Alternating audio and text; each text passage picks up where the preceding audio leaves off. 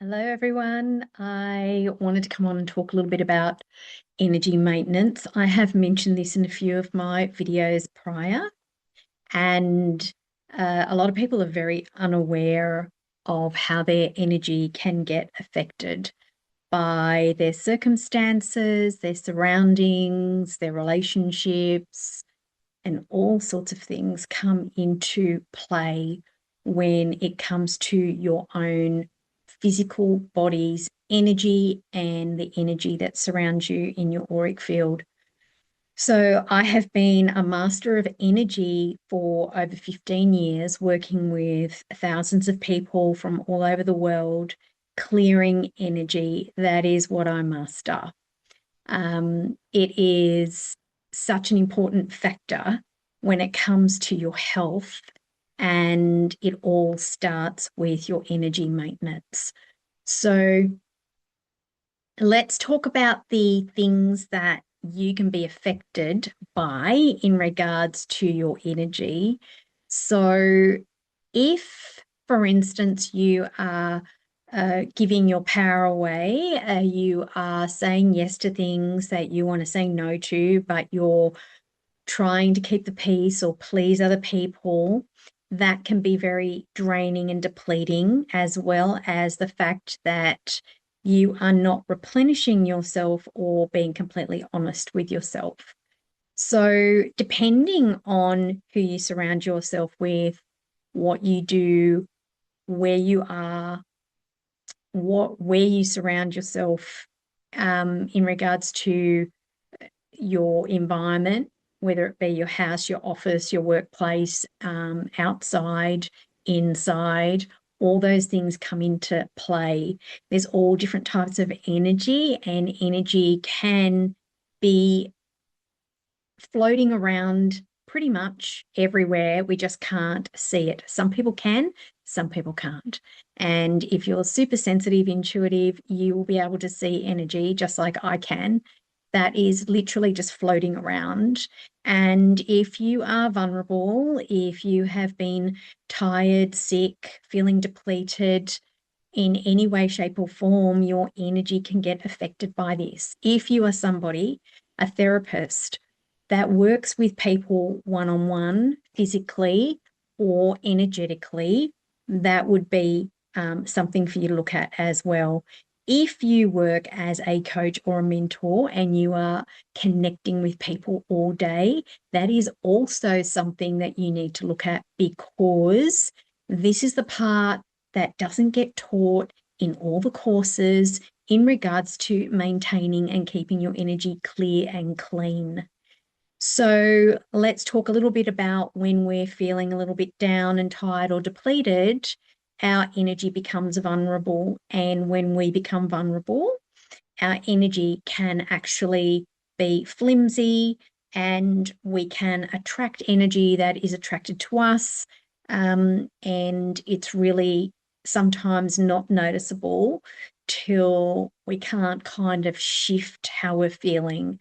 So, part of the work that I do is to look for this dense energy, lower vibrational energy that might have attached itself or absorbed in you, or is surrounding you, influencing you, making you feel tired, making you feel heavy. Maybe you can't sleep. Maybe you're really restless. All these things come into play. It's not just about, what you're thinking, what you're feeling. That all comes into play as well. But there's also outside energies that can affect you and your energy on the inside and the outside. So things like connecting with people every single day. It's a little bit like the old telephone cord. You had a transmitter, a cord that connects you to having a discussion or a connection with somebody. And until you hang the phone up, you are still connected. So that disconnects you. And a lot of the time, these cords, we create energetic cords when we're connecting with people. And if we haven't actually hung up or cut the connection, then that cord stays and remains. And so sometimes you might be thinking about somebody for days and days after you've had a chat with them, and it's because that cord's still connected. I'll give you some other scenarios.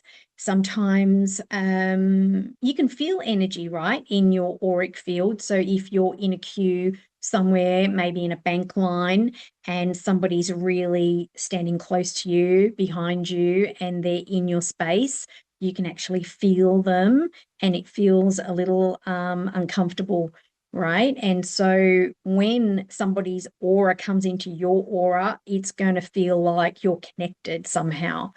Energy can transmit when it's connected. So somebody else's energy can go, oh, I like her energy. And there you go. It decides to form and connect with you. So there's lots and lots of things that we need to consider when we're out and about in our everyday life, the things that we're doing and the things that we're not doing. So maintaining your energy is something that's really, really important. And there's lots and lots of ways to do that. I'm currently working on refreshing one of my courses for therapists and coaches, and also for the everyday person, to help you to eliminate a lot of that energy as much as you can.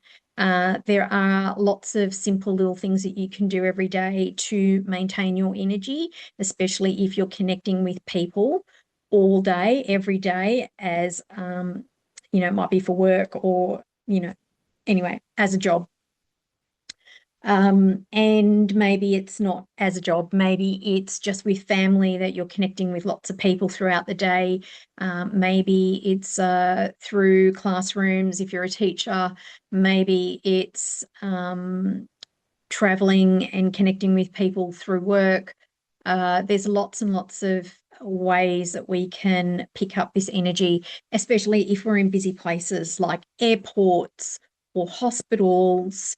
These are places where we have a lot of energy floating around, and it's not really known to your eye visually. So it really is something that we need to look at in regards to why we're feeling a little bit tired or depleted or moody. And this is a thing that I do. I do energy assessments, and I can check your energy to see what's actually going on. So let's talk a little bit about some quick maintenance tips. So one of them is when you are having a shower, after you finish your work day or before you're going to bed, or even in the morning when you wake up. But I would recommend that you have your shower before you go to bed to clear the day's energy. And if it's not your energy that needs cleaning, it might be somebody else's energy that has adhered to your energy. So I would visualize the water dissolving all energetic cords and connections to whoever it is that has connected with you.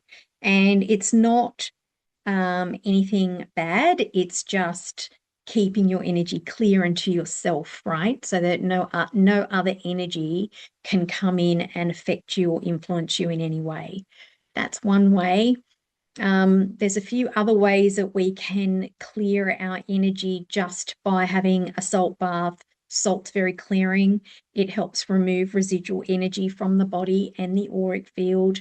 We can do a smudge of some sort, so that can be with sage sticks or Palo Santo, and we just smoke the energy around our aura and around our body just to clear the energy from anything that is building up there, whether it's our own emotional, mental buildup, or whether it's something that's come in from the outside. So also standing outside with no shoes on and your feet are planted firmly on the ground, and we are asking Mother Earth to take away anything that's not yours, that is heavy or that is influencing your energy in a negative way. So I just wanted to give you some helpful tips, explain how energy maintenance is so, so important. There's all sorts of energy out there, all different types of energy. And I go into that in my course a little bit more in detail. I show you how to energetically create forms. It's a little bit like energetic architecture, I call it, to be able to create and maintain workspaces, homes, and your energy every single day. So let's start being a little bit more conscious around how our energy works. And just because we can't see energy, or most people can't see energy. Some people can. Just because we can't see it doesn't mean it's not there, it's not getting affected, and it's not getting cloudy, and it needs a cleanse every now and again. It's like having a shower every day, brushing your teeth every day. All those things need to happen. So let's not neglect our energy, because the energy holds a lot of um, emotion and thoughts and programming, and it definitely affects our physical bodies and our health. So let's try and keep that as maintained as possible. Hope that helps you. Let me know in the comments, and I'll talk to you soon. Bye for now.